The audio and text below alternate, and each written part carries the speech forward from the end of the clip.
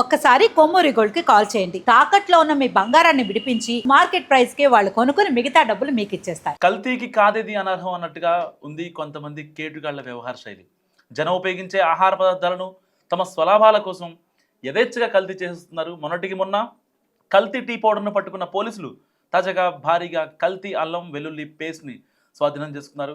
కల్తీ కేటుగాడిని కూడా అరెస్ట్ చేయడం జరిగింది. సబ్బులు షాంపూలు మాత్రమే కాదు, టీ పౌడర్ అల్లం వెల్లుల్లి పేస్ట్ కూడా కల్తీ చేస్తున్నారు. తాజాగా అల్లం వెల్లుల్లి పేస్ట్ కల్తీ చేసి దర్జాగా వ్యాపారం చేస్తున్న ఒక కేటుగాడిని పోలీసులు అరెస్ట్ చేశారు. సో ఈ కల్తీ అల్లం వెల్లుల్లి పేస్ట్ ఉదంతం ప్రజలను ఒక్కసారిగా ఉలిక్కి పడేలా చేసింది.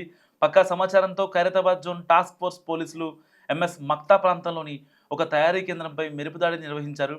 4000 కేజీల కల్తీ అల్లం వెల్లుల్లి పేస్ట్ నిల్వలను స్వాధీనం చేసుకున్నారు. దాంతోపాటు 20 లీటర్ల ఎస్టిక్ యాసిడ్, 1000 కిలోల ఉప్పు, 5 కిలోల పసుపు, గ్రైండింగ్ మిషన్లను కూడా స్వాధీనం చేస్తున్నారు. హ్యాబిట్స్కు చెందిన జసానీ ఇలియాన్ అరెస్ట్. అత్యంత అపరిశుభ్రమైన వాతావరణంలో ఆరోగ్యానికి హానికరమైన రీతిలో కల్తీ అల్లం వెల్లుల్లి పేస్ట్ను తయారు చేస్తున్నట్లు పోలీసులు గుర్తించారు. ఈ తనిఖీల్లో హ్యాబిట్స్కు చెందిన జసానీ ఇలియాన్ను పోలీసులు అదుపులో తీసుకున్నారు. జేజే ఫుడ్స్ పేరుతో అల్లం వెల్లుల్లి పేస్ట్ తయారీ వ్యాపారం చేస్తున్నట్లు కూడా పోలీసులు తెలిపారు.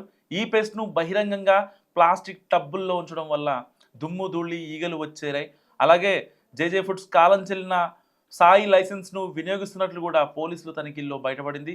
1000 కిలోలుగా తయారు చేస్తున్న ఈ కల్తీ పేస్ట్ను హోటళ్లు, కిరాణా షాపులకు ఇలియాన్ సరఫరా చేస్తున్నాడు. సాధారణంగా ఈ కల్తీ పేస్ట్ తయారీలో కుళ్ళిపోయిన అల్లం వెల్లుల్లితో పాటు బరువు పెరగడానికి టీటాన్ డయాక్సైడ్, గమ్ పౌడర్ అండ్ ప్రమాదకరమైన సింథటిక్ రంగులను కూడా వాడుతుంటారు.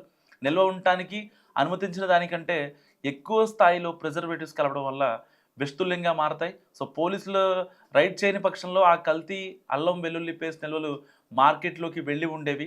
సో ఫలితంగా వేలాది మంది గ్యాస్ట్రిక్ సమస్యలు, ఫుడ్ పాయిజనింగ్, దీర్ఘకాలంలో క్యాన్సర్ వంటి బారిన పడే ప్రమాదం ఉండేదంటున్నారు పోలీసులు.